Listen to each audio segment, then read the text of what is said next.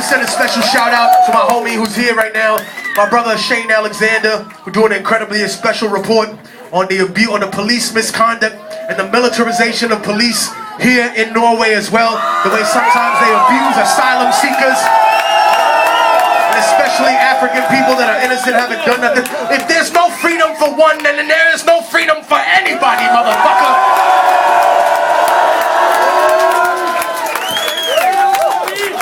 I know that you have to say something. It's not about just fighting when you know you can win. Only a coward does that. You have to fight when it's really time to fight. That's what it means to have heart. Whether you know you're gonna win or lose, that's what it means to have heart. Now, how many of y'all motherfuckers been rocking with me and you got the martyr? Make some motherfucking noise.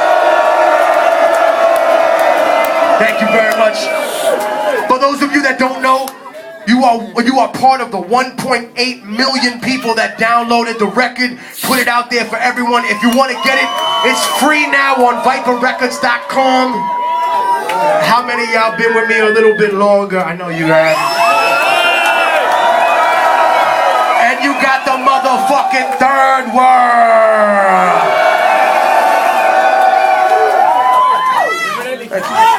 Now, wait a minute. For those of you that don't know, we took a big percentage of the proceeds from the third world and we used them to build an orphanage and a school in Afghanistan with Old Maid International.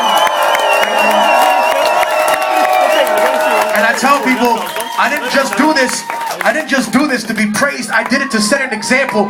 I didn't know anything about doing that when I first started. So that means if I can do it, then you can do it here in your own community and make that change. How many of y'all been with me a little bit longer and you got that revolutionary volume 2? Thank you, I appreciate that. Thank you. Now, you're gonna lie to me because you never had it when it came out. These niggas lying. Fucking lying ass Norwegian niggas lying like motherfucker. No. Yeah, you wish you could fuck me. Shut up. Fuck you. Listen, you are way out of line, dude. Go home to your mother. I love you, man. How many of y'all motherfuckers been with me since Revolutionary Volume 1? Are y'all gonna take a journey with me now? Make some noise. That's not enough. I can't fucking hear you. Turn it up. Just don't say I didn't warn you.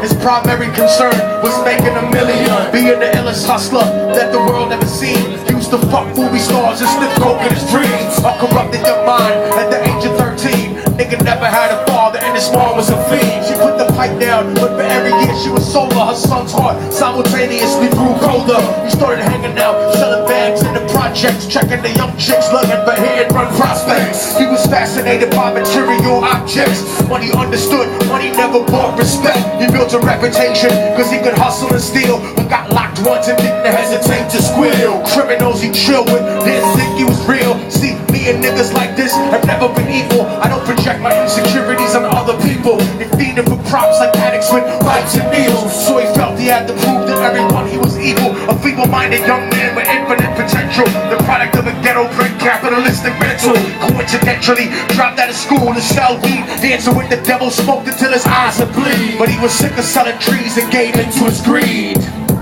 I gotta tell you about my little motherfucking homie. So Billy started robbing niggas anything he could do to get his respect back. in the eyes of his crew. Starting fights over little shit up on the block. Stepped up to selling mothers and brothers to crack rock. Working overtime, making money for the crack spot. Hit the jackpot, wanted to move up to cocaine, fulfilling the Scarface fantasy stuck in his brain. Tired of them hood niggas treating him the same. He wanted to be major like the cutthroats and the thugs, but when he tried to step to him, niggas showed him no love. He told him any motherfucking caliber can sell drugs. Any bitch nigga with a gun can bust slugs. Any nigga with a red shirt can front like a blood. Even Puffy smoked the motherfucker up in the club. But only a real dog can stab someone till they die. Standing in front of them, staring straight into their eyes. Billy realized that these men were well guarded, and they wanted to test him before business started. Suggested raping a chick to prove he was cold-hearted. Now he had a choice between going back to his life or making money with made men up in his sight. His dreams about Carlos night made him agree a hardcore nigga is all he ever wanted to be. So he met them Friday night at 2:45. Chill, we gotta roll.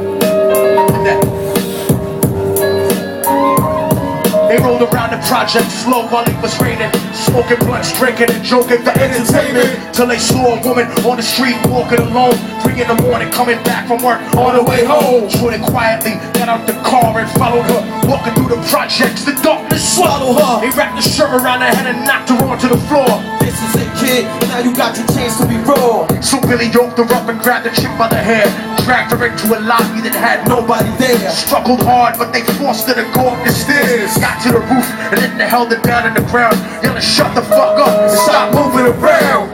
Gun in her face, but she screamed and clawed. Billy stomped on a bitch until he broke in her jaw. Them dirty bastards knew exactly what they were doing. They kicked her until they cracked her ribs and she stopped moving. Blood leaking through the claw and she cried silently.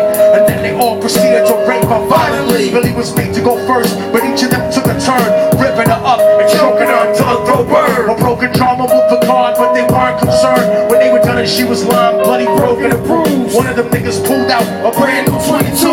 He told them that she was a witness of what she gone through, and if he killed her, he was guaranteed a spot in the crew.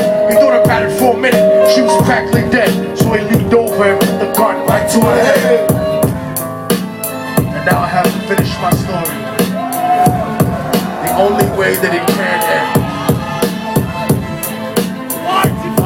Right before he pulled the trigger and ended her life, he thought about the cocaine with the platinum and ice, and he felt strong standing along with his new brothers. Cocked the gat to her head and pulled back the shirt cover, but what he saw made him start to cringe and stutter, cause he was staring into the eyes of his own mother. She looked back at him and cried cause he had forsaken her. She cried more painfully, and when they were raping her, his whole world stopped. He couldn't even contemplate his corruption had successfully changed his fate. And he remembered how his moms used to come home late, working hard for nothing, cause now what was he worth? He turned away from the woman that had once given him birth and cried out to the sky, cause he was lonely and scared. But only the devil responded cause God wasn't there. And right then he knew what it was to be empty and cold, and so he jumped off the roof, died with no soul. They say death takes you to a better place, but I doubt it. After that they killed his mother and never spoke about it. I listened cause the story that I'm telling is true, cause I was there with Billy Jacobs and I raped his mom too. Now the devil follows me everywhere that I go. In fact, I'm sure he's standing among one of you at my shows, in every street cipher listening to Lil Thug's flow. Could be standing right next to you and you wouldn't know. The devil grows inside the hearts of the selfish and wicked. White, brown, yellow and black color is not restricted. You have a self-destructive destiny when you're inflicted, and you'll be one of God's children that fell from the top. There's no diversity because we're burning in the melting pot. So while the devil wants to dance with you, you better say never, cause the dance with the devil might last you forever.